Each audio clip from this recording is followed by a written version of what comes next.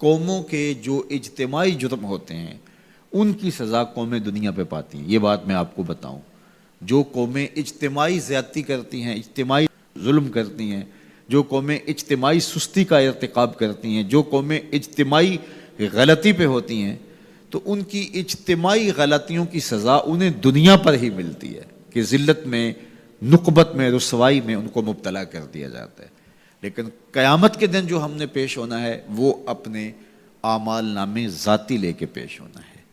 تو اس لیے کاش کہ اجتماعی نظم ایسا پیدا ہو جائے، اور اگر ایسا نہیں ہوتا تو کم از کم ہم اپنے تو ذمہ دار ہیں، اور ہم اپنے اعمال نامے لے کر کے قیامت کے دن اللہ کے حضور پیش ہونا ہے، تو ہم ان کی صحت کے لیے کوشش کر لیں، اپنی خواہشات کو، اپنی آرزوؤں کو، اپنی تمناؤں کو اسلام کی دہلیز پہ رکھ دینا اور اپنی گردن کو جھکا دینا۔ یہ اسلام کا معنی ہے۔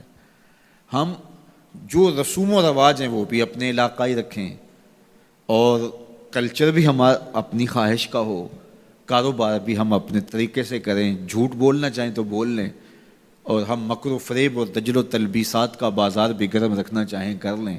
جب مسجد کو آئیں تو ٹوپی پہن لیں اور نماز پڑھ کے پھر ٹوپی وہیں رکھ کے، نماز بھی وہیں رکھ کے، دین بھی وہیں رکھ کے پھر دکان پہ جا کے بیٹھ جائیں۔ تو وہ میاں جو نماز پڑھی ہے وہ دکان پہ بھی ساتھ لے کے جائیں۔ وہ دینداری آپ کے دفتر میں بھی آپ کے ساتھ ہونی چاہیے۔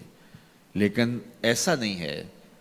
میں ایک بات کہتا ہوں کہ اگر اس طرح کا دین چلتا ہوتا تو ابو جہل کو کیا مسئلہ تھا کہ اس کی جھوٹی سرداری بھی چلتی رہتی، اس کا مکر و فریب بھی چلتا رہتا، اس کا سب کچھ چلتا رہتا، اور ساتھ ساتھ دین بھی چلتا رہتا۔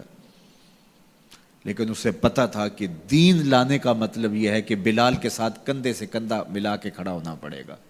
دین لانے کا مطلب یہ ہے کہ سر سے لے کر پاؤں تک اسلام کا نظم قبول کرنے اور اسلام کا طرز حیات اختیار کرنا پڑے گا۔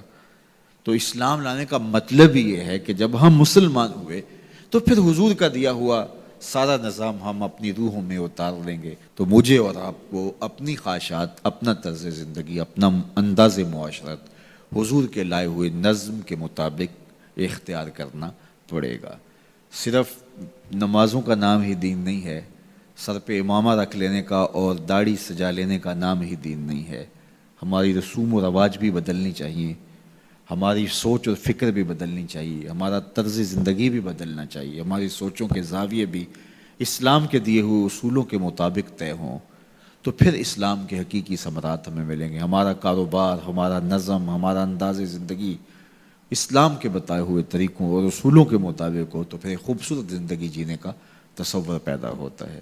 تو اللہ تعالی ہم سب کو اپنی راہوں کا مسافر بنائے، اور اللہ ایسے اسباب پیدا کر دے اور اس کا حصے دار ہمیں بھی بنائے، ممبر و محراب کے دیگر ذمہ داران کو بھی بنائے کہ وہ ایک اجتماعی نظم قائم کرنے میں کامیاب ہوں۔ سب سے پہلی اس کی ضرورت تعلیم و تعلم ہے۔ میں تو یہ کہتا ہوں کہ بہت سارے ممبر و محراب کے وارثوں کا اور وہ جو مسند نشین لوگ ہیں ان کا اپنا فہم دینی ناقص ہے، یعنی اپنا شعور دین ہی کامل نہیں ہے۔ تو جب ان کا اپنا فہم دین ہی ناقص ہوگا تو یہ کس طرح پھر ایک اجتماعی نظم کے ذریعے اسلام کی حقیقی شکل اور صورت پیش کر سکتے ہیں۔ تو اللہ کرے کہ اس طرح کا کوئی نظم پیدا ہو کہ شعور کی دولت سے ہم اسلام کی جو حقیقی تھیوری ہے اور اسلام کا حقیقی جو مزاج ہے اس سے پہلے ذمہ داران کو آگاہ کر سکیں، اور پھر اس کے بعد جو ہے وہ ایک کوشش اور جد و جہد کے نتیجے کے اندر ایک خوبصورت نظم پیدا ہو سکے۔ اللہ مجھے آپ کو اپنی رحمتوں کے حصار میں رکھ کے دنیا آخرت کی بلائیاں اللہ ہم سب کا مقسوم کرے، اور جب تک جئیں حضور کے غلام بن کے جئیں، اور جب موت آئے تو حضور کی غلامی میں آئے۔ سوکھا نکلے سا ظہوری جے ویخ لواں مکھ تیرا، آخری لمحے جب سانسیں ٹوٹ رہی ہوں تو حضور کا دیدار نصیب ہو جائے۔ اگر آخری لمحے یہ مقصود ہاتھ میں آ گیا اور یہ مقصد نصیب ہو گیا تو پھر مرنا بھی تحفۃ المومن بن جاتا ہے۔